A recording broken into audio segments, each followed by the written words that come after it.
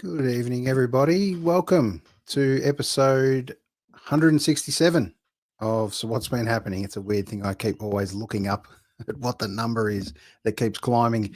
As most people know by now, because I keep harping on about it, this was never supposed to go past episode number 1, but it's really exciting that we're pushed well past 150 shows and heading towards 200 now. So I'd like to, just on behalf of my little show here, So What's Been Happening, I'd like to wish everyone a Merry Christmas. Most importantly, please enjoy a safe Christmas, catch up with some loved ones and family and friends. Most importantly, this is a testing and trying time for some people. Christmas isn't always a time of celebration for some. So, but tonight we are going to celebrate. We're going to celebrate music. People that haven't heard of Rowan Smith, they might have heard the name. Most people in our podcast might have heard him from a sporting genre. Rowan Smith from the Western Bulldogs. This, I assure you, is the other Rowan Smith, the better Rowan Smith. We're going to refer to him as tonight.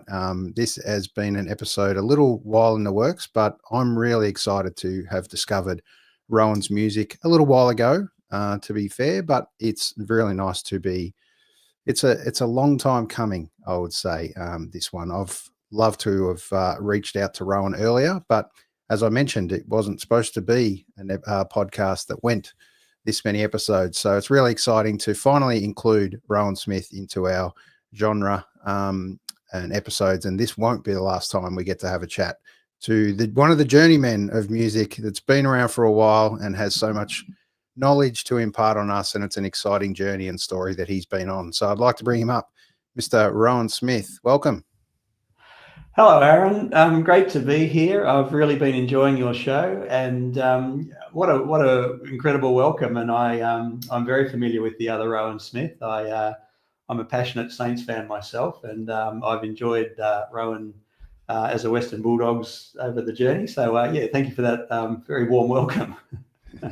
Beautiful. On a Tuesday night, it's really nice to be able to spend a little bit of your time just turning up uninvited, in this case, into your lounge room and being able to have a chat about music and your journey for a little while at least. It's a real honour and my real pleasure to be here.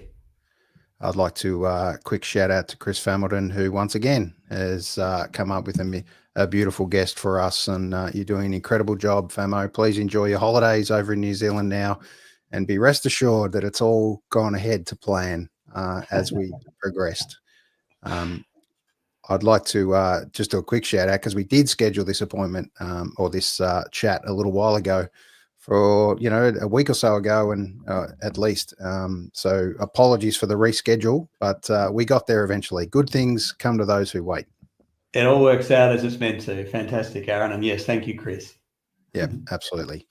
All right, take us back a little bit. We're going to kick off with, before we get into a song, we're going to take us back to a little bit of your initial journey and first thoughts and memories of music as a young kid. What was playing on that record player in amongst the family albums there? Wow. Well, as a young kid, wow. So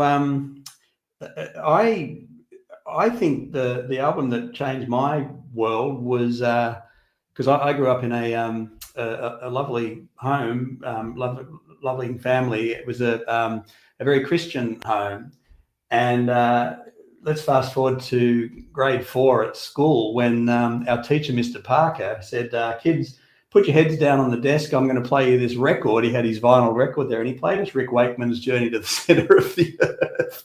Oh, wow. And it just blew my mind, because I think up until then it had been pretty much, church hymns and that kind of thing. And I fell in love with music originally for 2 reasons. One, my father taught me piano as a infant on his knee, because he was a very gifted pianist by ear.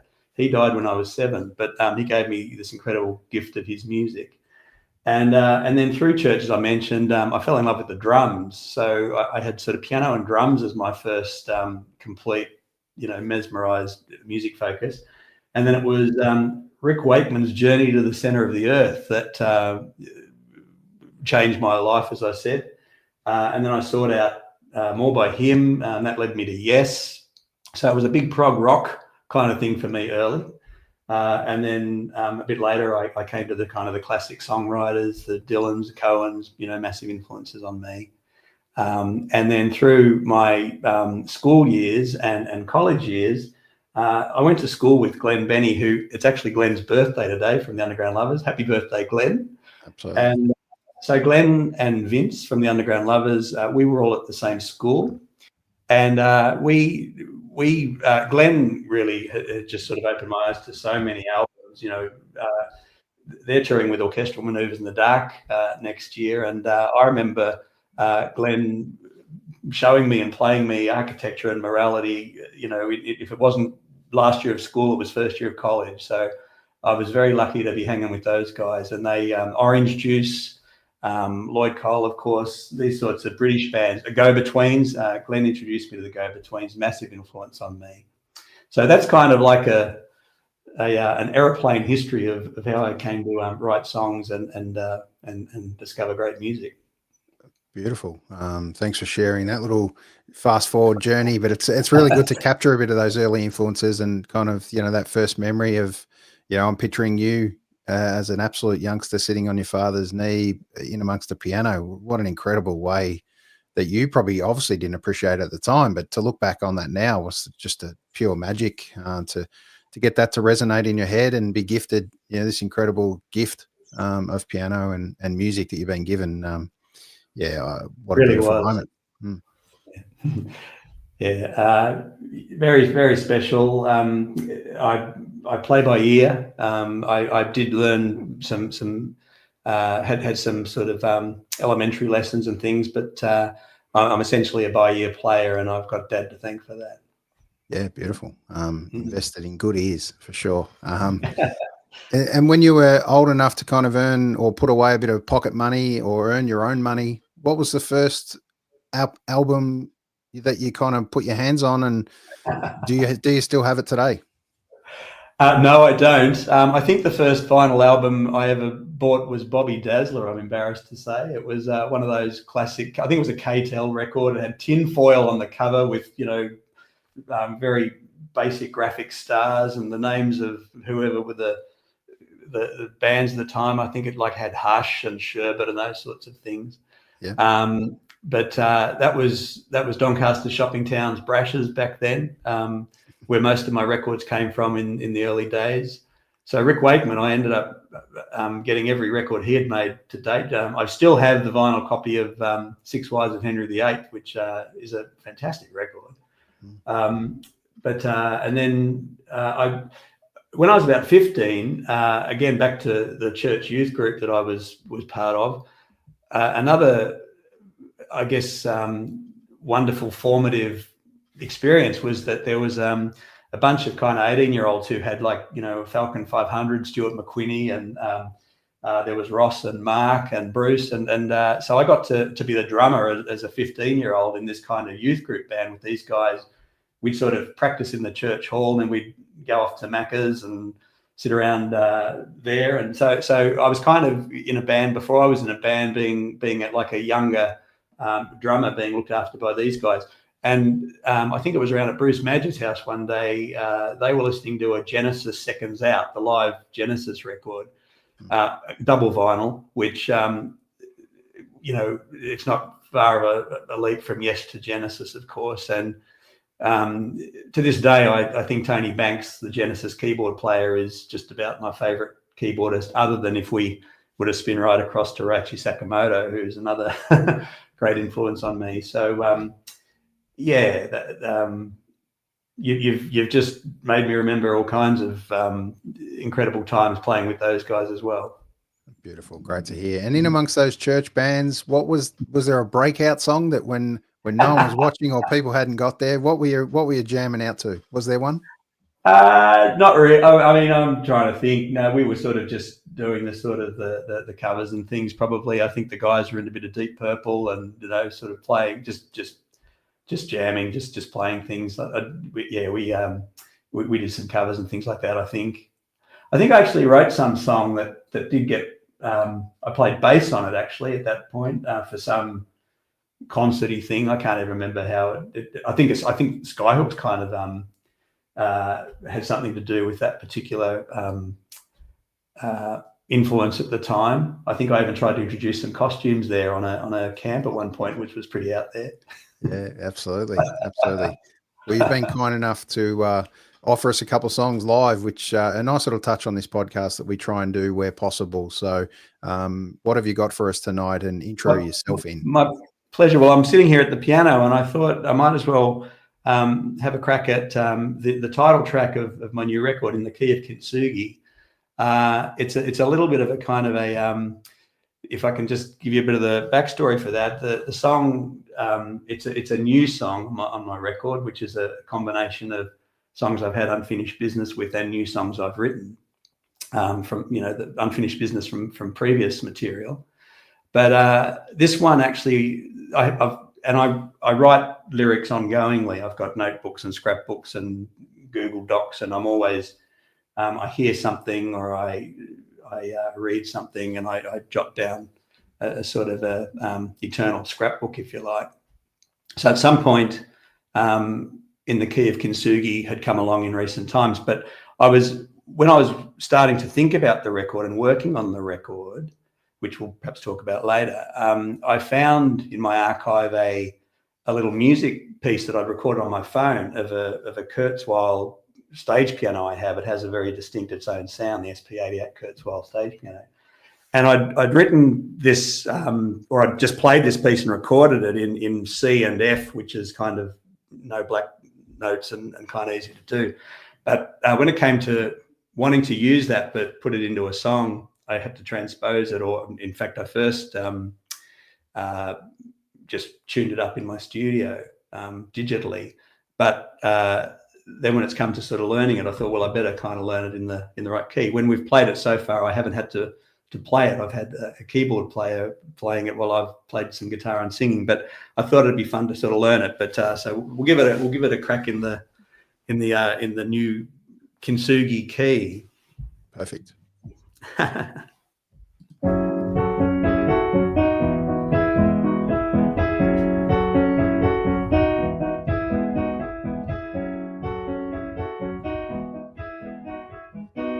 In the climb for order, desire for control, everything arranged to an empty bowl. I'm here to report that chaos showed up, disorder in the house. Whoa, bowls were broken, fly away under my headphones on random. Under my headphones on random. It's tricky, as I told you. Oh, where'd I go? This is when you do it by memory and sing. You pick up the pieces. There's a song I've always known. Beautiful melody and a constant drone. Fly away under my headphones on random. Under my headphones on random. In the key of kintsugi, golden renewed. You glue the glue, you talk to who you talk to. It's tricky.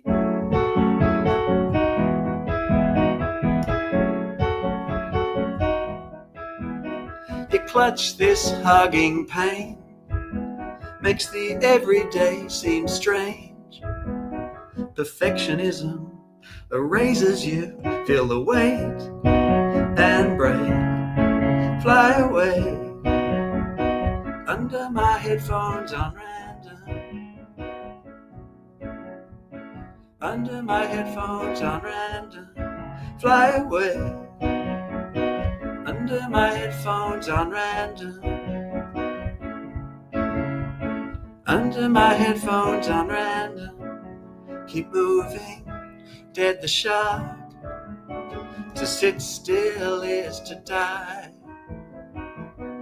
Nothing has to be final tonight, just a silly exercise.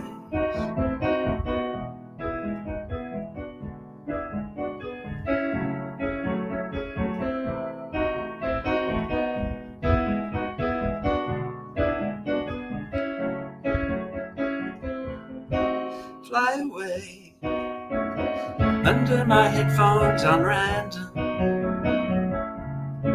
Fly away under my headphones on random. Fly away under my headphones on random. Fly away under my headphones on random.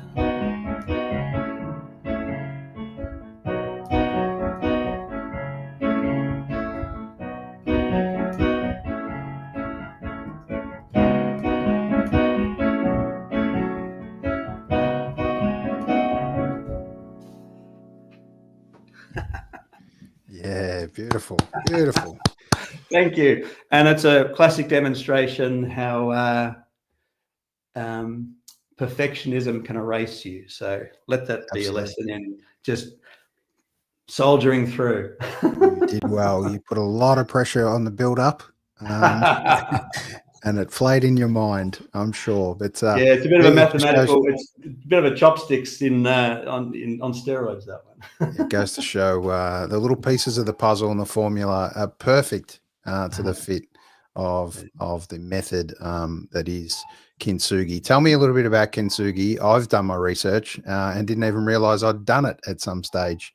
But tell me a little bit about the meaning of it for you, and why is it important in particular to this album? Well, kintsugi, the word is there's a beautiful Japanese ancient art form of mending a broken bowl or a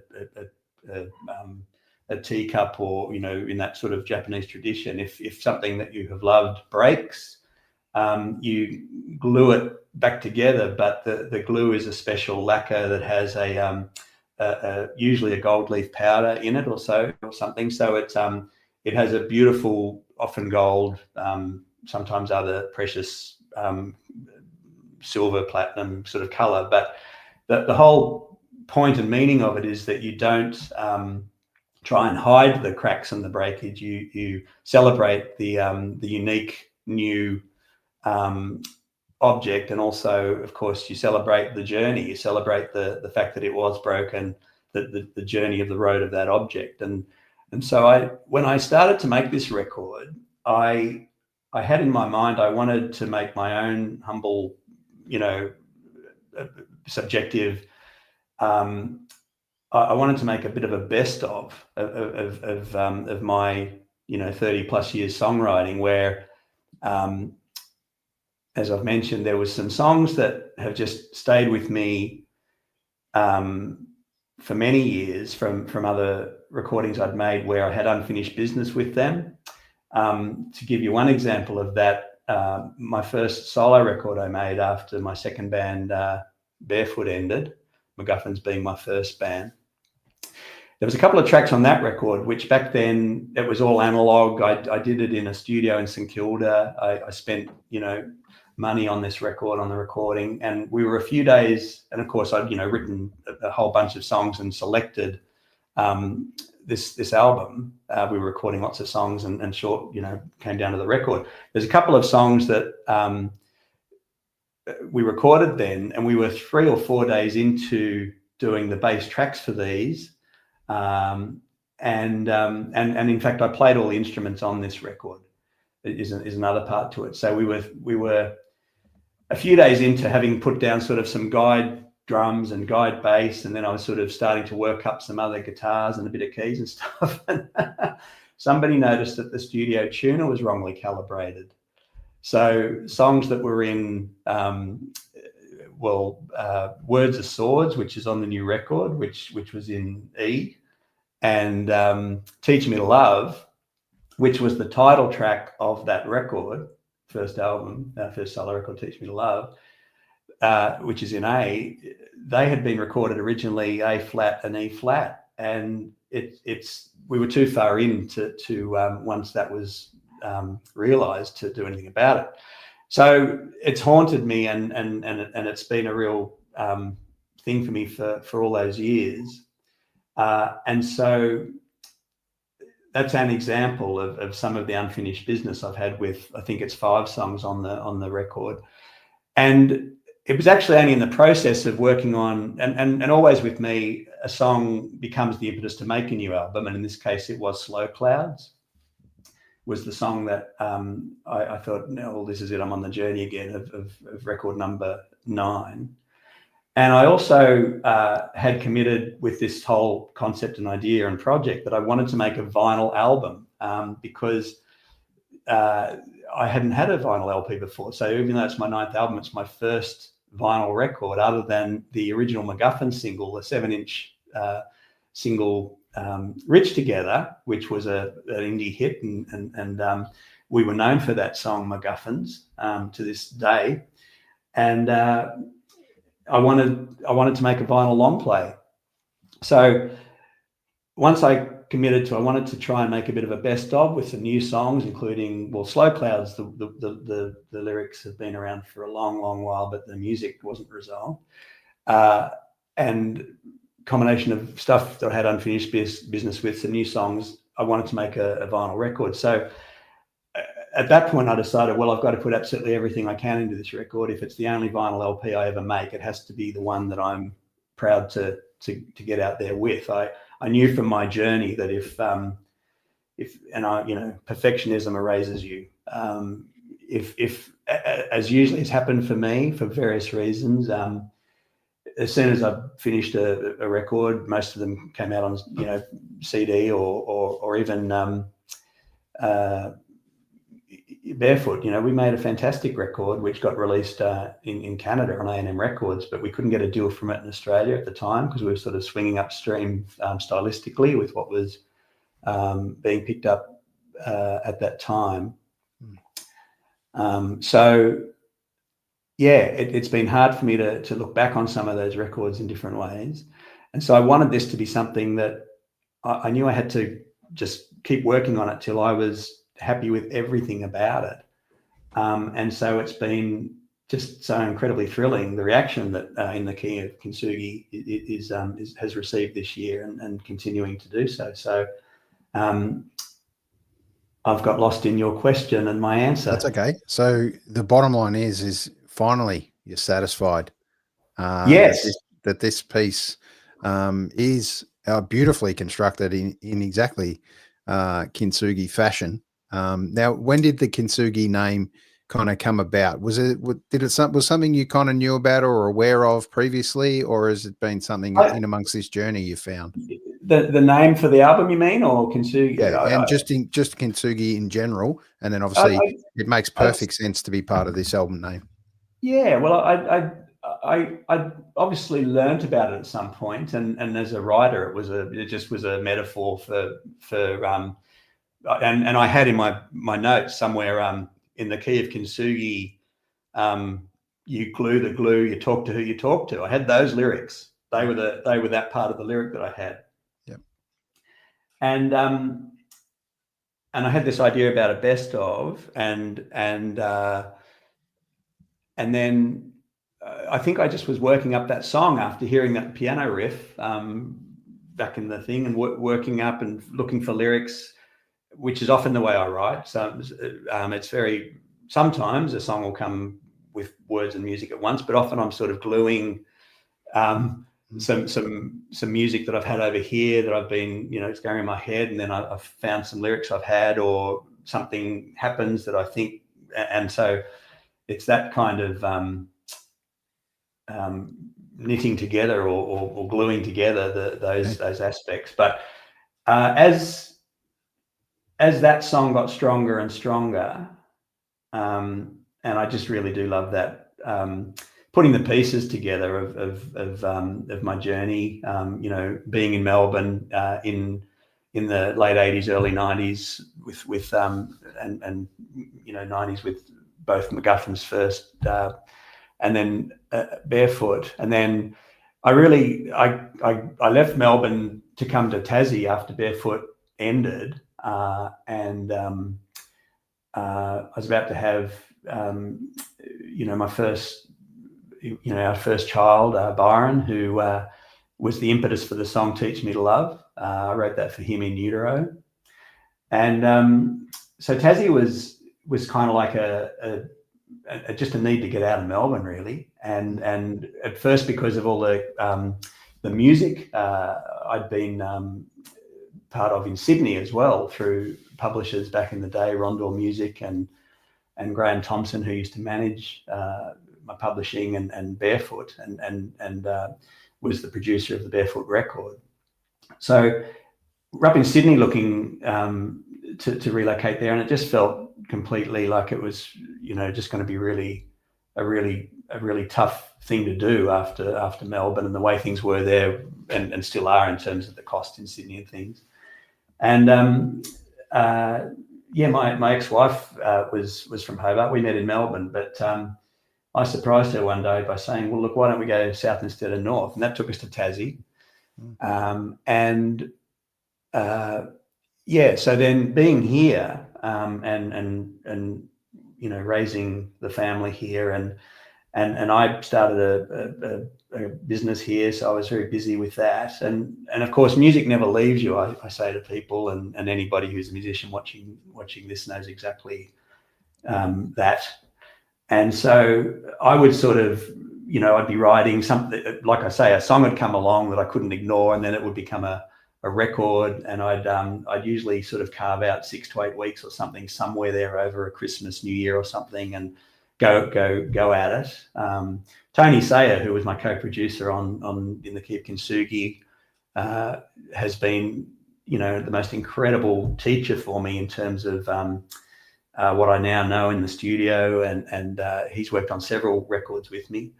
But these records, so I think it was 5 or thereabouts solo records I've done here. And, I've had a lovely music community in Hobart, sort of as I've spent more time here and got to know more and more people over all the years I've been here. But so the somehow the putting the pieces together of my journey, and certainly the ups and the downs, and where you come and go from music, where you come and go from art as an artist, where you just have to sometimes just accept that you can't do it right now for all the reasons. Other times you try and carve out time for it, and then just the way life has unfolded, I've just had this incredible opportunity, and it's been such a gift to spend pretty much all of 2023 making this record. So I made it from March to December, full time. I worked on the album, and like I say, I just left no stone unturned, is the cliche way of saying it, in making sure that it said everything I wanted it to say.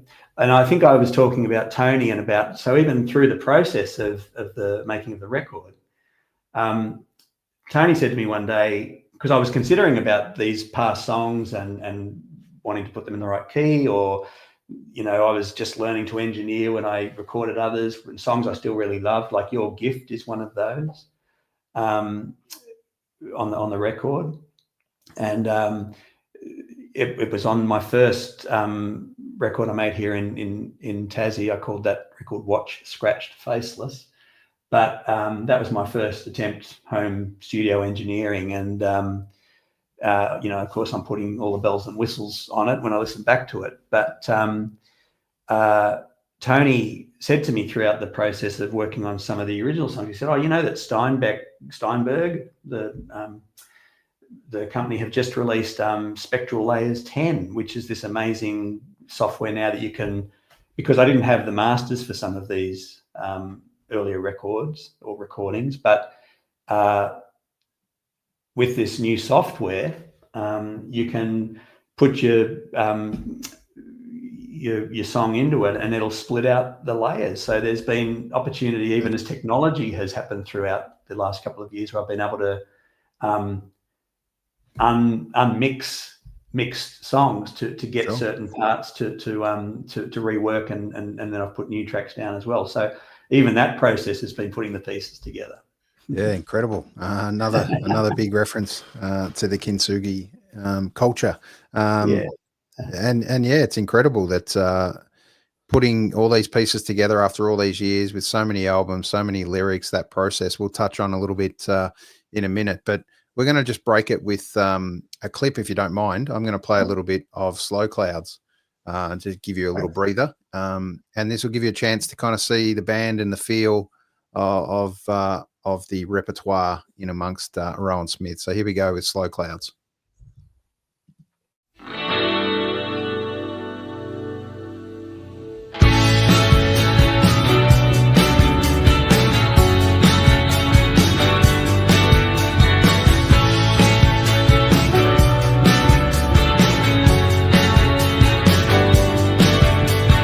Take me out the window and walk me along. Certain when you push, we're only so strong. Slow clouds. You've gotta forget half the things you know. Got to forgive yourself where you might go under. Slow clouds.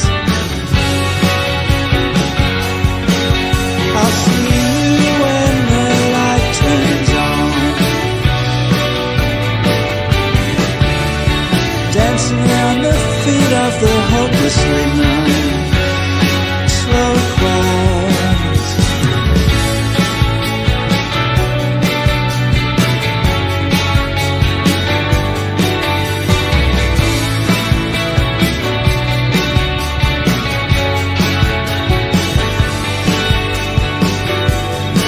And there wasn't any reason for what you felt. There wasn't any stealing for this business. Got to forget half the things you know. Got to forgive yourself where you might go under. Slow clouds. I'll see you when the light turns on.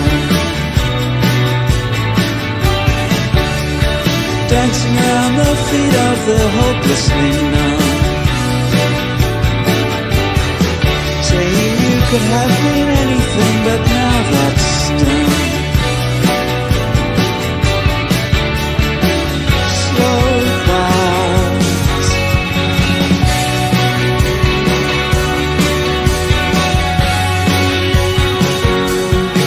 And there wasn't any reason.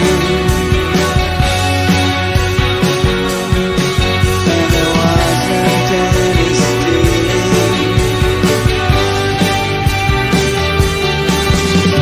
Slow clouds.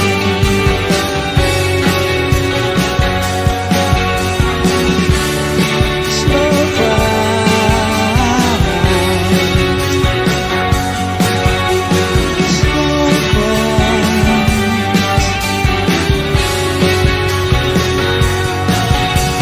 Slow clouds.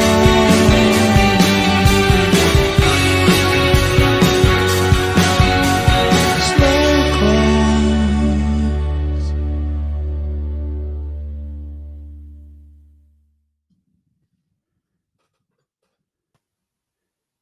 Beautiful. I didn't want to cut it at any stage after all. I played the whole thing. So it's a beautiful song, Slow Clouds. Some Thanks, nice Evan. little lyrics in there amongst that one as well. Where's this one fit in your journey? Has it been one you've revisited? Yeah, well, the lyrics have been all but done for many, many years. And the music kind of too, in a way, but there was just a certain couple of chords in the little refrain after I sing Slow Clouds. Oh, and in fact, that song started as Slow Clouds of Self-Doubt. And Slow Clouds of Self, and then I thought, that's just a really naff lyric. So I've spent a long time trying to sort of unpack how to fix that bit, and then you know what, it was better just to drop it and let the music do the work. And then from there it was changing a pretty predictable kind of sus 70 sort of chord to that dun, dun, dun, dun, dun, dun, which is tougher and better. And there wasn't any reason for what you felt, and there wasn't any and it used to be Season to have this melt, which again is a really awful lyric. So it's taken me something like, I don't know, 15 years or something to solve that. There wasn't any stealing for this kismet, which once I came to that lyric, I thought the song's finished, and took out the self-doubt bit. It was finished. So then it was like I just couldn't wait to like I'd waited for that song to finally go clunk with those two aspects for many years. So I remember I'm a massive Leonard Cohen fan, like everybody, but I always love that quote of him that, songwriting, you can spend the afternoon crawling across the floor trying to find something to rhyme with orange. And that's very true. Yeah, very true. So anyway, that's when it was done, and then it was a most urgent need to record, to start recording it. And then I remember playing it as in a rough demo form to my Blokes Book Club here in Hobart, and Matt Satori, who's been a big fan and a great support over a lot of time, said to me, "That's the best thing you've ever done." So that was I thought, well, there we go. Yeah, that's when you know it's done. But yeah, some great lyrics in there. I really love and when you do say the words self-doubt, it really kind of hones the rest of the track for me underneath, because I questioned whether it was an element of self-doubt in amongst that, or a case of just letting go. And sometimes you do have to let go to let those things come into your world. And I think there's that beautiful lyric about, you got to forget half the things you know, got to forgive yourself where you might go. And I think we can very much resonate that we need to sit under slow clouds a little bit more and just sit back and reflect and very much let yourself go. Do you still find yourself, a bit harsh on yourself, judging, after all these years of still putting out albums, and you're revisiting things that you think weren't finished or done or needed to rework? Have you kind of, with this album now, do you feel a little bit more complete that you've tied up all those bows and loose ends? Well, I do with the record, and thank you for what you've said about Slow Clouds, because I couldn't have expressed any of that. You just captured it, and I really do. I really feel incredibly grateful for this record, for so many people that have championed it, and I'm really touched with the way it's being received, and I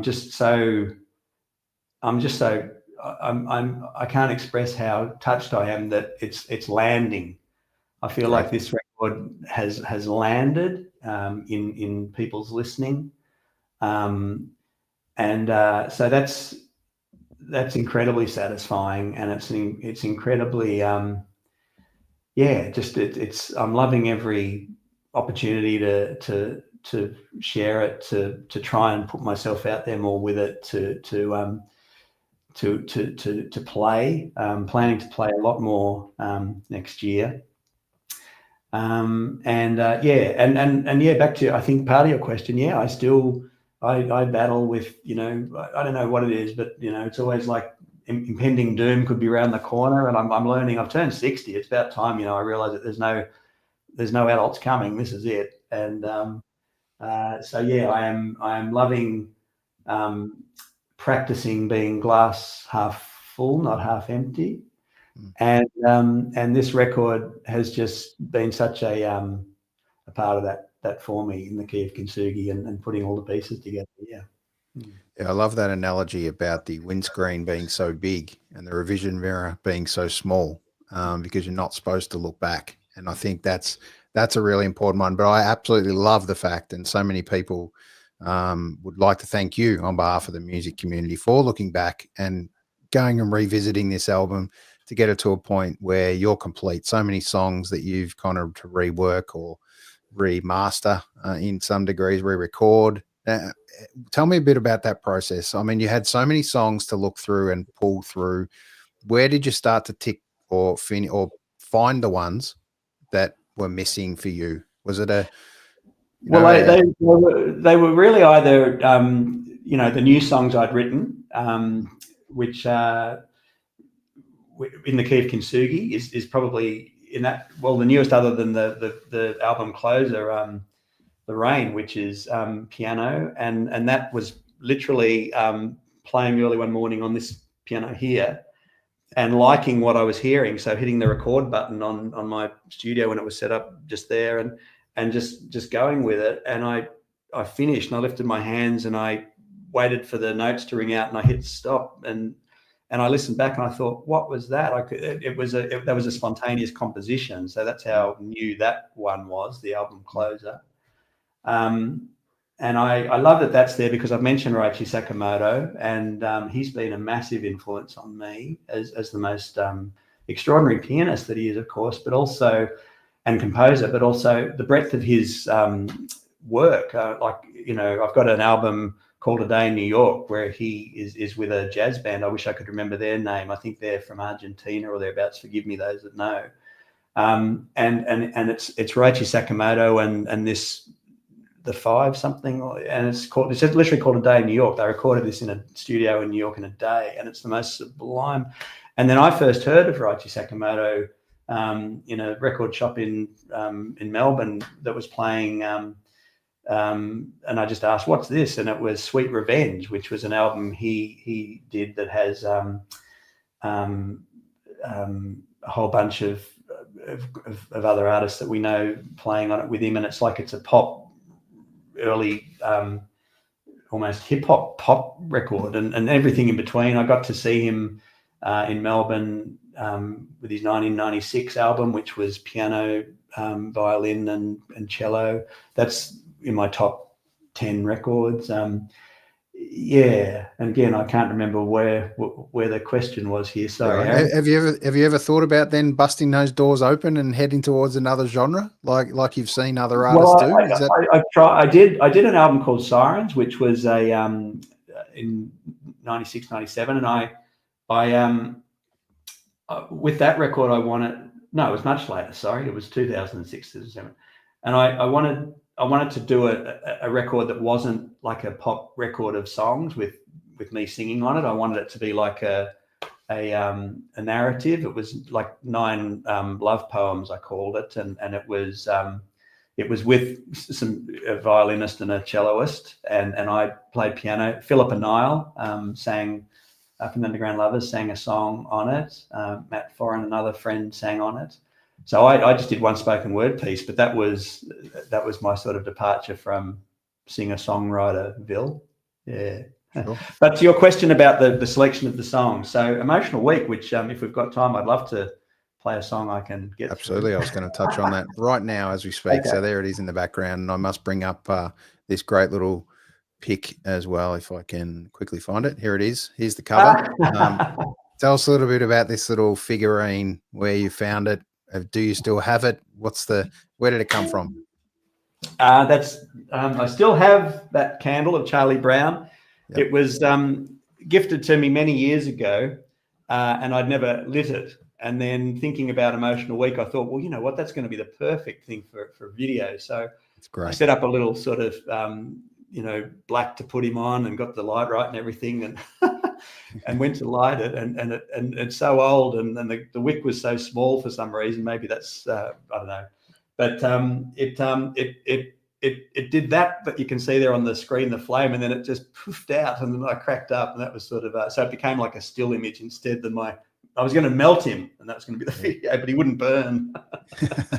So tell us a little bit about it before you play. Talk to us about Emotional Week. We all know what the term means, about having an emotional week, and it's something we probably underestimate sometimes in amongst our world and discussion in relation to mental health, very much so on this show on a topic. But tell us a little bit about Emotional Week for you. What's it mean? Well, it's, if not the oldest song on the record, I think it is the oldest song on the record. I wrote this in my 20s. It was a Macguffins song. an early Macguffins song. It was a set list favourite that we always played, but it was never recorded. And I've always loved the song. And so it was kind of like an obvious one to finally release because Macguffins never did so. And then there was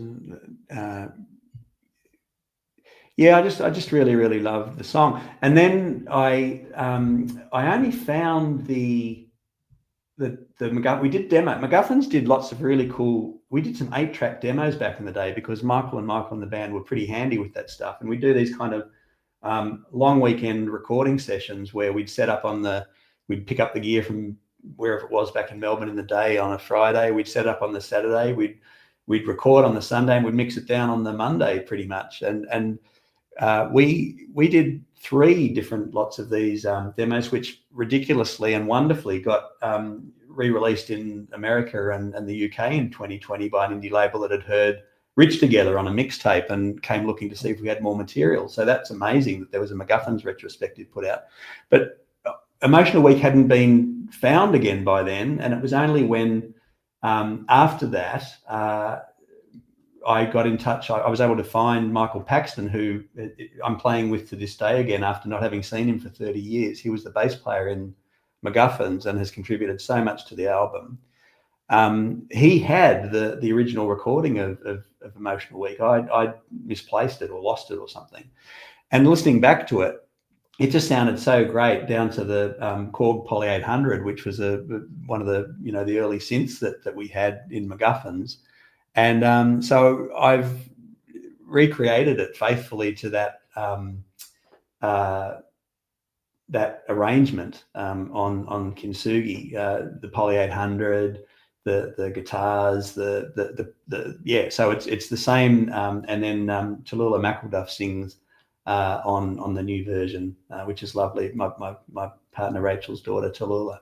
So it's been a lovely revisit of a song, and I just love how the song has stood up. Like it's just quite incredible that it's a song I was kind of penning in Richmond, walking to work as I sing in the song, and I just love that here it is all these years later being enjoyed and heard, and the comparisons to the Go-Betweens, the Smiths, all things I was totally into at the time. There was a week in Melbourne. I think we saw the Go-Betweens 4 or 5. They were in Melbourne. We saw them at Rip and Lee at the ABC for a recording on the ABC there. We saw them at the Central Club. We saw them at the Corner. It was a fantastic week. So yeah, a lot of influence from those bands at this time. And when we first Macguffins, we did a reunion show in Hobart here in, I think it was 2019. Was it? No, after 2020. Anyway, we did it. It was a couple of years ago. Our first show back after many, 30 years. And of course, I was kind of a little nervous about how these songs would go down to my, community here in Hobart. Things that were written in all that long ago. And after it, I said, people coming up to us after, going, "It's so great to hear that music again." And I said to Michael Paxton after, I said, "We've become a genre." People were really saying, it reminded us of, and all those names, Hunters and Collectors. They were saying The Cure. Yeah, there's a lot of Cure reference. Yeah, absolutely. Okay, all right. Well, how great is that new record of theirs? I'm thrilled that people can hear some of that. Yeah, I can definitely hear it in amongst a few of the rhythms there. So it's great. It's great to capture. But let's hear a bit of Emotional Week.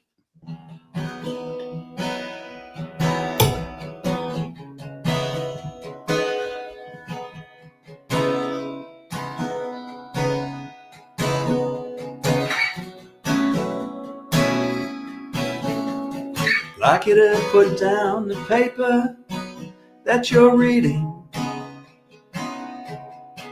'cause I don't think the words are going past your eyes.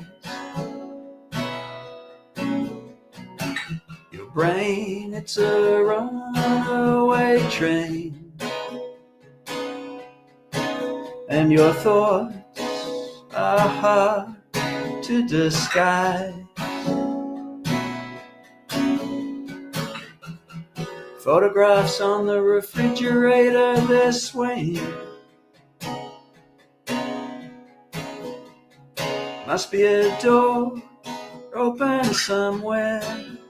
Do you really want to be here today? 'Cause if you don't, it's okay.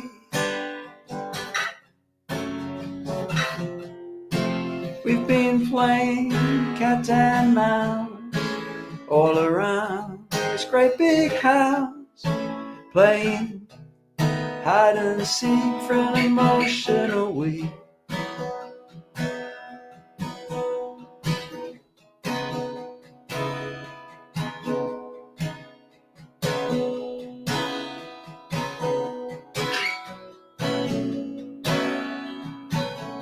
I walk to work down Punt in the morning sun.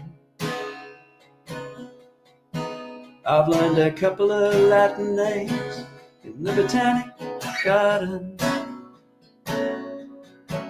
I've had time to feel the grass beneath my shoe. Across the bridge where we had nothing left to lose. Photographs on the refrigerator, they're swaying. Must be a door open somewhere. Do you really want to be here today? If you don't, it's okay. Just say, we've been playing cat and mouse all around this great big house, playing hide and seek for an emotional week.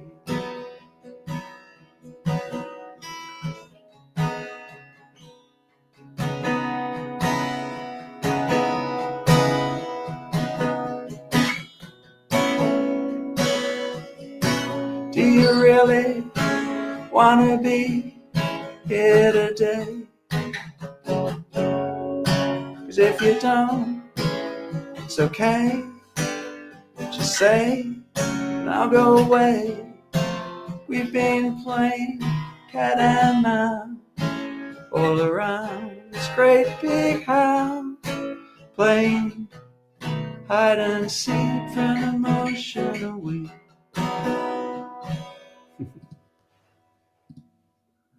Yes, love it.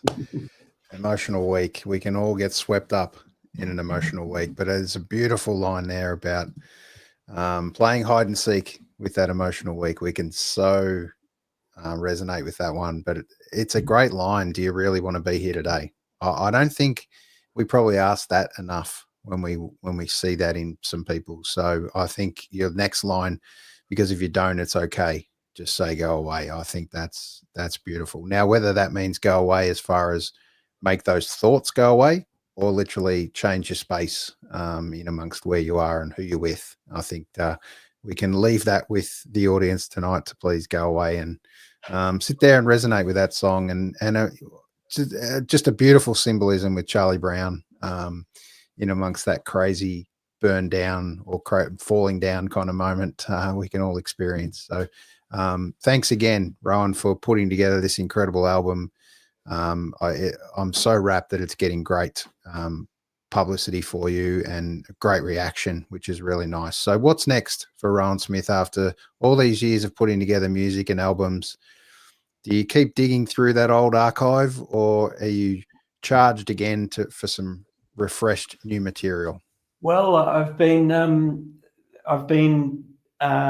actually enjoying. I've mentioned Glenn already tonight, but he for my birthday last year, he and Philippa gave me a little a sound box. I'm trying to remember. It's a Korg Volca, they're called, and it's the brains of the old DX7 Yamaha keyboard. And I've been enjoying. I never would have known that such a thing was there, and I've enjoyed playing with that with my Kurzweil blending sounds. And again, I've been hitting the record button on a whole lot of ambient sort of soundscapes that have been happening that I'm fully intending to keep exploring that and chopping up and effecting and I'm I've got my notebooks there, so I'm looking forward to sort of exploring that's coming up soundscape wise, but then also just a lot more live playing of this album next year. And before we finish, I just did really want to shout out to a couple of people, because what I think more than anything, the journey of this album, it's been about just feeling so incredibly embraced and supported and loved by people again around it. Be that, like my partner Rachel, who took the front cover photo of me asleep on Bruny Island. I'm actually asleep in that photo, which I think is really wonderful on the rock there. And Daz and Lou, I wanted to give them a special shout out, who have worked with me a lot in Hobart this year, and Aaron Kendall, and you've mentioned Chris Hamilton, the band, both that were on the album recording and now the live band. I've recently we had a show in Melbourne recently, which was such an incredible welcome back. It was the first band show I'd played in Melbourne in 30 years, and the people in the band and the people that came, it was just such an incredible welcome. And so much celebration around the record. It just meant the world to me.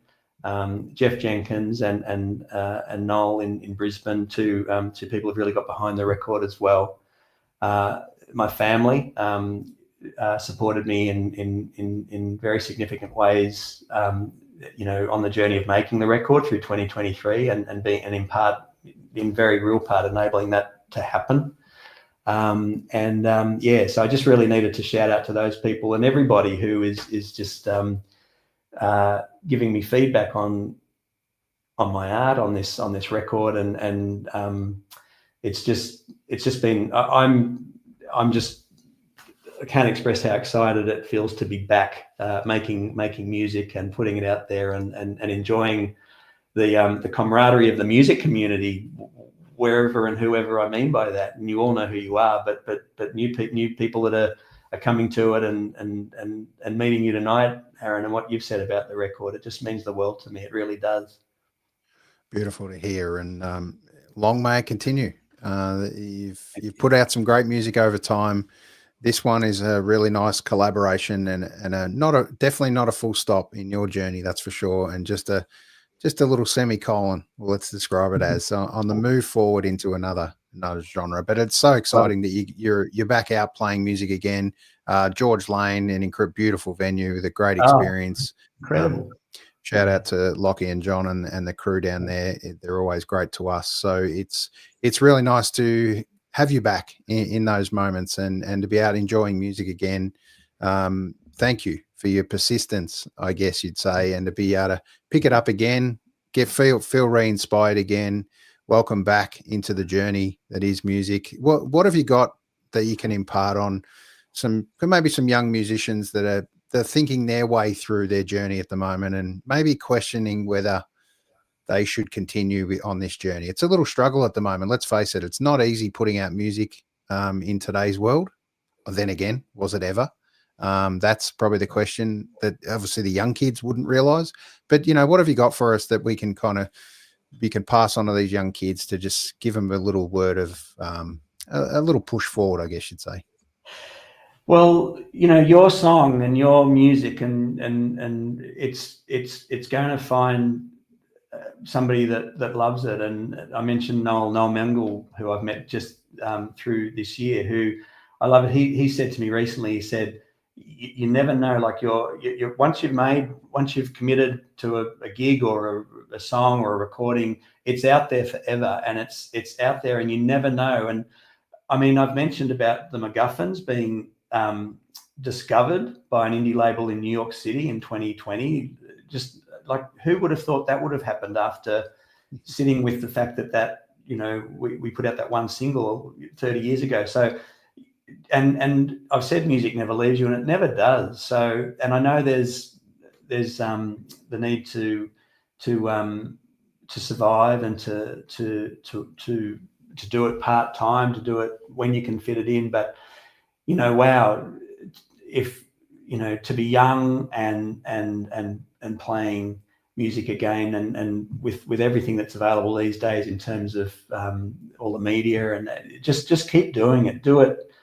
Just keep on going, because it never leaves you. And I imagine you can see my kind of relief, really, and gratitude that finally, after being away for some decades through life, and all the logical and wonderful things of that I've been doing less music for other things. But if you're passionate about it and you've got it in you, please play, please sing, please dance, please record, please perform, because the world needs art. The world needs music. Let's face it. We need artists, and just I congratulate you on continuing to do it and to play. It's wonderful. Yeah, it's a beautiful sentiment to leave us with. We could talk for easily another hour, and I'd like to invite you on in the future again, Rowan, to talk about some of your new journey that you're on into the new year. But I'd like to just finish on thanking you on behalf of all the punters and all the music lovers and all the people that get to gigs, of just doing what you do, Rowan. You're blessed with a special talent, a talent that never leaves you. Let's face it, it's like a bike, jumping back on and going for a ride again and picking up the beautiful moments that you're blessed with, sitting on your father's knee, learning and hearing the piano. It's an incredible moment, one that won't leave me on this little journey that we've had tonight in this discussion. But I'd like to thank you for joining me. Once again, you're welcome anytime, but this has been episode 167 of So What's Been Happening. Please come back anytime. And if you feel like you ever want to jump on, just shoot us a message. Most importantly, I urge everyone over this Christmas period to please get out, grab a friend, grab someone you haven't spoken to for a little while, and tell them you're going to a gig. Go and surprise them. Walk into a gig. You might go into the gig only on a band name, someone you've never heard of. Please walk in, grab a drink. It doesn't have to be an alcoholic drink, by all means, but the venues and everyone else need you as much as the artists do, and it's really important. There's so many free gigs out there now. If you get inspired and see a free gig, please, help out the artists themselves. Buy a CD, buy a T-shirt. It all matters at the moment to keep this dream alive that is music. You're right. We're nothing without music. Let's face it, Rowan. And there's some beautiful moments that come from music. So you will always find a favorite. And I guarantee you, in a set list or a band, a gig list where you have 2 or 3 artists, you'll walk away with very much a surprise in your mind. And it might be a band that you see that are only playing in a duo form or a solo for that unique gig. But I can tell you, my wife says to me, "Why do you go and watch the same artists?" And I say, "Why do you do things you love?" Because sometimes you just got to love them. And to see them in a unique environment at a different venue with a different lineup is one of those beautiful things that is music. And only you, Rowan, and in amongst the music world can bless us with those talents. So thank you for transporting all of us into your world for an hour or so tonight and having a chat about life and your journey. Just a real thrill to meet you, Aaron, and thank you for the conversation. It's been, just really special. Thank you. Great. Look forward to catching up with you soon at a gig in person. Brilliant. Look forward to that. Cheers. Oh, that was great to have a chat to Rowan Smith about his journey. The other Rowan Smith we should touch on. The better Rowan Smith, we're going to refer to him as tonight. Please get out there and enjoy Rowan's music. It is rowansmith.com.au. Please get out and check that out for all our audio people. It's ROWANSMITH.com.au. So please, we'll post it in the comments and stuff as well. And also jump on our link tree just with all the socials and everything coming up. We've got one more chat to happen for this year with Jack Hanley, who is AKA the crazy running man, who's just completed 100 kilometers a day for 100 days, an incredible effort, raising money for mental health and in amongst his own journey. We look forward to having a chat to Jack next week. next Monday at this stage. All things to go to plan. So anyway, if I don't catch up with you all at some stage over Christmas, have a great time. Enjoy music, enjoy being out there, and we will see you with a bigger and better 2025. See you soon.